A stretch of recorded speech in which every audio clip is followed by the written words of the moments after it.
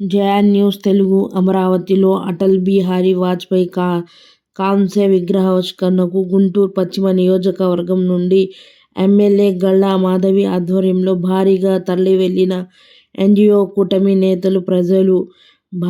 భారత మాజీ ప్రధాని, అజాత శత్రువుగా దేశ రాజకీయాల్లో చిరస్థాయిగా నిలిచిన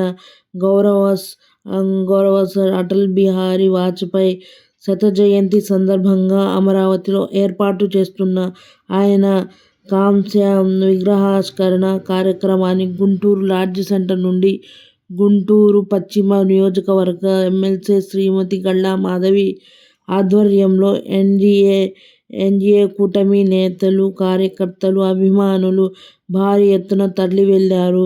తొలుత భారత రాజ్యాంగ నిర్మాత డాక్టర్ బీఆర్ అంబేడ్కర్ విగ్రహానికి ఎమ్మెల్యే గల్లా మాధవి, జనసేన జిల్లా అధ్యక్షులు శ్రీ గాది వెంకటేశ్వరరావులు ఎన్డీఏ కూటమి నేతలతో కలిసి పూలమాలలు వేసి ఘన నివాళులు అర్పించారు. అనంతరం అమరావతి బయలుదేరిన బస్సులు, ద్విచక్ర వాహనాలు, ఆటోలకు ఎమ్మెల్యే గల్లా మాధవి జెండా ఊపి ప్రారంభించారు.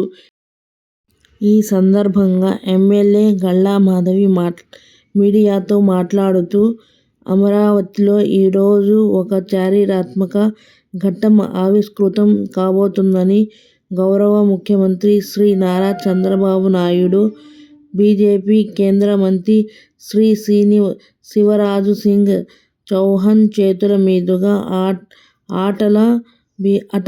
అటల్ బిహారీ వాజ్పేయి కాంస్య విగ్రహాన్ని ఆవిష్కరించినట్లు తెలిపారు.